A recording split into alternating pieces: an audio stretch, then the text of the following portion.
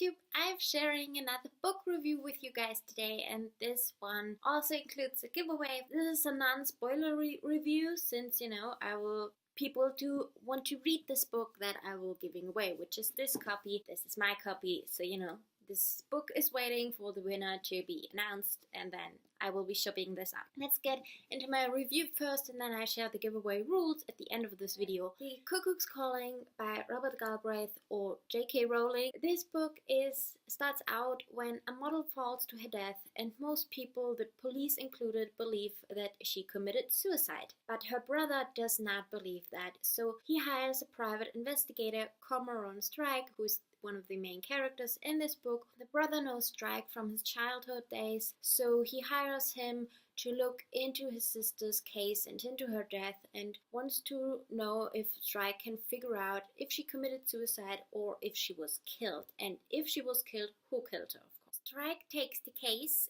and while he works for this case, he also works with a new secretary, Robin, who is the second main character in this book and in the series, and they both try to battle through some personal issues. Strike also has to figure out how to work through the wounds that his war days left behind, both physically and psychologically, and it's just a great mixture of wonderful characters and a fantastic crime story. What made me have some problems with actually reading the entire book faster than I read it was that the book, even though it has wonderful, really fantastic writing, it is also slightly too detailed for my liking, in some ways at least. There were only specific details, and some of them were great because we really got a feeling for the situations and the moments and the detective work and what Strike found out and how he processed it all, and because we got all the details from the case as well as his thoughts about what he learned and how he connected it all. So those details were great, but I found it a bit overdone and unnecessary in the moments that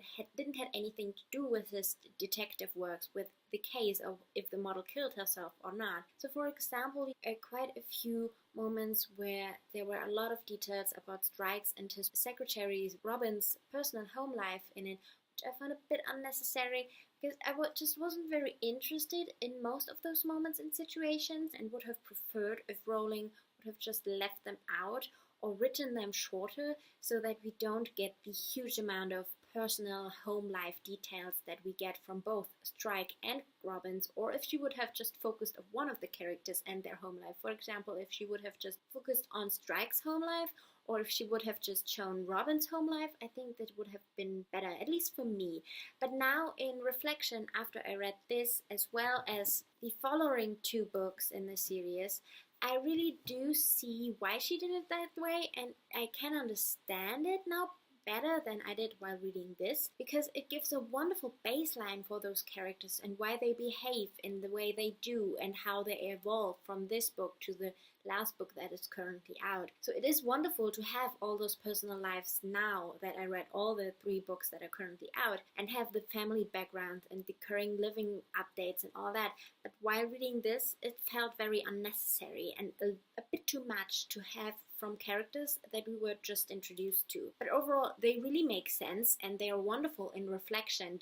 But if those moments would have been left out, the book would have been shorter, and then I think it would have been more perfect than it already is. The writing was magnificent. The details we got from the detective world were really wonderful as well. Strike was a great character to follow along. He was very specific in his way and very set in his way to figure out what happened, and he was great to follow along because he was very focused on the case, and I love that. The ending made this book as fantastically great as it is. I won't go into details, and that would be spoiling the book clearly, since it's the ending of the book, but the last 100 pages or so are just so slam-packed with different turns and surprises and spins on the story that you can't really see coming, and from one page to the next something happened that surprised me and it kept me on the edge of the seat, and the ending really blew me away and completely sold me on the series. Just makes you want to pick up the next book right away, and it's just, you wish you could read faster at the ending than you can because you just want to know what will happen next. It really is fantastic, and that isn't really spoiling since this book builds up basically from the first page on. You notice that the pacing of it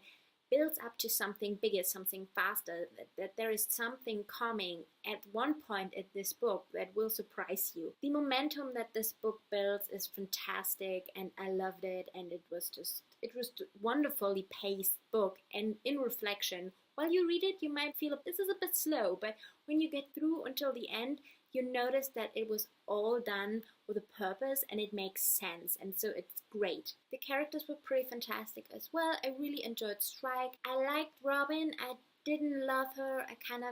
I just couldn't really connect with Robin, and I loved that Rowling wrote not even one character in a way that they seemed or tried to be perfect. They all had their issues, they had their problems, but didn't stop them in any way from doing their work. What is behind the mystery of the model's death? They worked endlessly to try and figure out what happened and if something happened. And this is a wonderful start in the series. It really builds characters and plot structures, and it's just wonderful.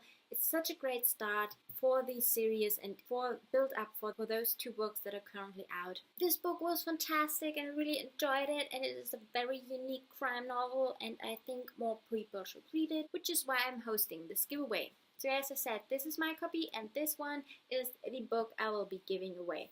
The rules for you to win this book are: you have to leave a comment and let me know which your favorite book is. You guys can decide and choose for yourself if you want to share your favorite book overall, or if you want to share your favorite crime or thriller or mystery novel with me. Decide for yourself. You can leave as many comments as you want, but each time you have to leave a different favorite book and not comment the same thing over and over again. So please keep that in mind. This giveaway will run until the last day of June, so you have a little over a week left to win this book. Then I will pick a random winner and get in contact with that person. This giveaway is open internationally as long as I can ship from Germany to wherever you live. And yeah, that's it. I hope you guys enjoyed this video, and I hope to see you in my next one. Bye!